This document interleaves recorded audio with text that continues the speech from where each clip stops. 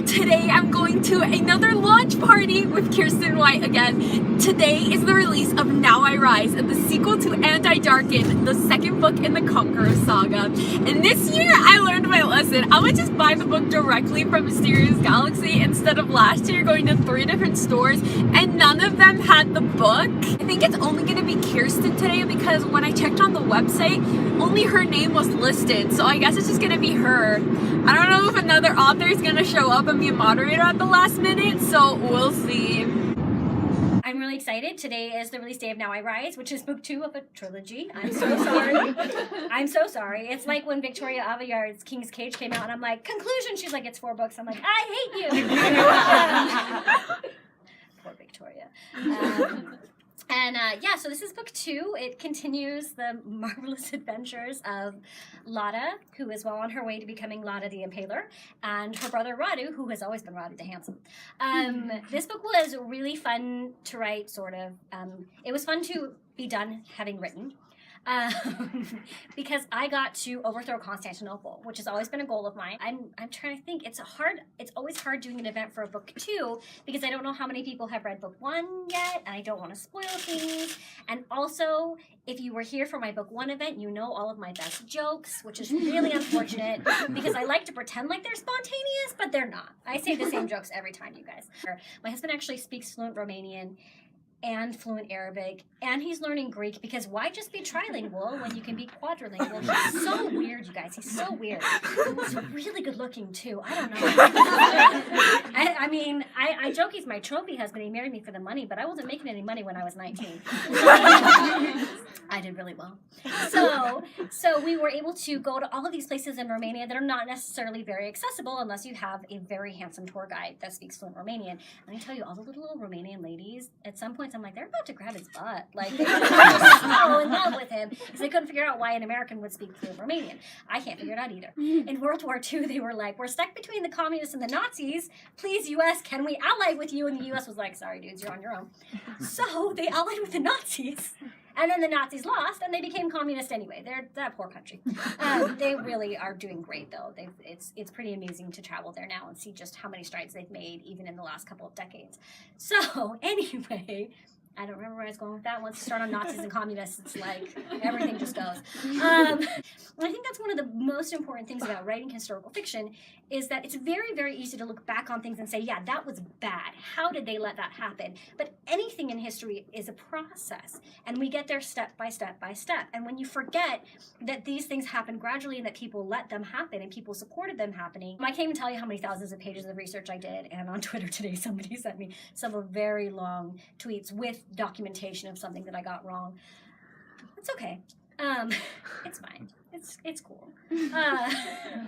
Guys, I already turned a major historical figure from a man to a woman, so it's not real history.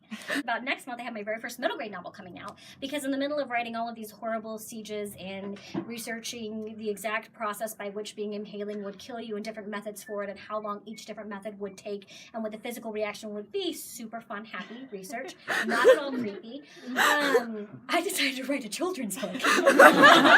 Actually, speaking of covers, you know how the cover of Darken is so beautiful? They sent me the preliminary sketch for it, and I was like, I hate this. What am I going to do? I hate this. It was my first book without editor. And in my defense, when they send you, like, they're called cover comps, it's basically like, these are the elements that are going to be in the book. Like, basically, like, if I tried to draw something versus my incredible middle grade illustrator, whose name I still have not remembered, drew it. So it's like stick figures versus gorgeous art. And so I was like, well, what am I going to do? So I had a friend of mine who knows how to use Photoshop, like Photoshop alternate covers. And I sent those and I was like, what about these instead? And they were like, just sit down. Just sit down and trust us. We're fine. And then they sent that to me and I'm like, oh, I'm never going to give an opinion again. This is amazing. And book 2, I feel like, is an even more beautiful cover. I will note Anthropology made a line of jewelry to match it. not on purpose, but it did give me the ability to justify buying it.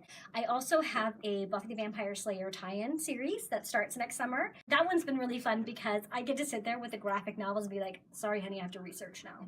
Or like, I'm like, sorry, I have to work, and I turn on Buffy and I just watch episode after episode after episode. It's the best. It's just, I can't believe it's my job. So that will be out next summer as well, called, creatively enough, Slayer. My friend did buy me an actual like Slayer the band t-shirt and sent it to me. So I was wearing it. My neighbor was like, oh, I didn't know you were into like that stuff. And I'm like, well, I'm into Vampire Slayer. Super casual tonight, obviously. Do you guys have any questions about writing about these books in particular, about my other books, about Buffy the Vampire Slayer, and whether or not I'm going to be including the graphic novels in my timeline? Yes, I am. It's okay. It was really weird announcing that one because usually the only people who care about my announcements are people who already know about me, but that one drew in all the Buffy fans, and I got a lot of like, how did you get this job? And I was like, well, if you read my first trilogy, it's basically already Buffy fan fiction. I've been auditioning for 10 books. Although it has made me realize I will never write Star Wars, because can you imagine trying to fit your story into all of the Star Wars canon? One of my friends, Claudia Gray, was like, yeah, so I'm in the middle of watching 50 hours of a cartoon to try and get the landscapes right for this alien planet. And I was like, your job sucks. I know you get to write Star Wars, but at what cost? Oh my gosh. Look, I can't actively work on more than one project at a time. I write very fast, but it has to be super focused. I know people who like Jay Kristoff will be working on 4 different books at the same time, but he's 6'7", so he can fit a lot more in there. That's what's going on there. And that just blows my mind, because I'm like, I can focus and I can get a ton done, but only on one thing at a time. And so I try to do a lot of really intense work where I go up and I lay down on my bed and I close my eyes. And it probably looks like I'm napping. And my husband thinks I'm napping, but I'm actually working. And I'm sort of kidding, but not really, because what I'll do is I'll lay down with a voice and a story and like what I need to happen. And as I'm kind of like in that liminal space between sleeping and waking, I find my brain will do things with it that I wouldn't have done otherwise. It was my sister who was reading Now I Rise texting me. She's like, every page I'm just like, man, my sister is a badass and possibly a sociopath.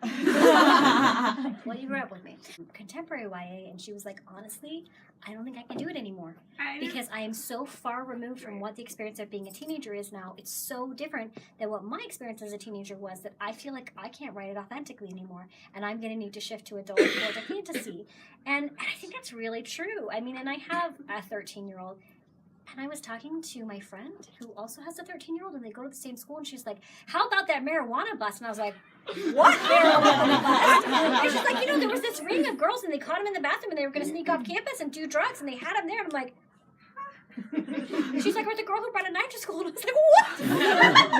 What is happening at my child's school?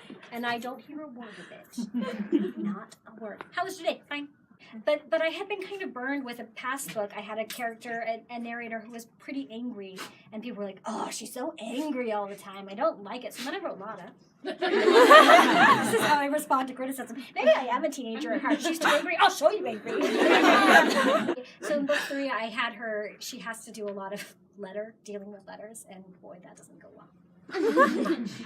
The Pope wants to talk to you. I don't care. If I have to write one more letter, and he was like, would you put names? Like, because Jay Kristoff and Amy Kaufman will auction off names to die in space horribly, which is like my dream. And in fact, in book 1, or in book 2, in Gemina, they killed, do you know Sabaa Tahir, who writes The Ember and the Ashes? We got married in space. And in book 1, they killed Kiersten Tahir. And in book 2, they killed Kiersten Tahir. And in book 3, Sabaa White dies. Together forever in the cold void of space. People are like, would you kill me? And I'm like, first of all, there were not a lot of Karens in the Ottoman Empire. There just weren't. Yeah. So first of all, my titles, I did not write them. My editor did. She's brilliant. We were trying to come up with a title for Anti-Darken, which was originally Daughter of the Dragon, which was a historical title, but it made it sound like there were dragons, and there aren't. It still gets shelved under fantasy, and I'm like, okay, that's fine. there's an eminent Romanian poet named Mihai Eminescu, and he has this beautiful, very melancholy poem about what it's like to grow up and leave the happiness and the innocence of childhood behind. And the last line is like something like, "The years go on and I darken." And she was like, "What if we did and I darken and I rise and I something?" and I was like, that's it. Those are the titles. And then we shifted them a little bit because they were concerned that if it was all and I, people might think it was the same book. I grew up in a very religious community. It was a very, very large part of my life. In my high school was like 96% the same religion. I went to a religious university.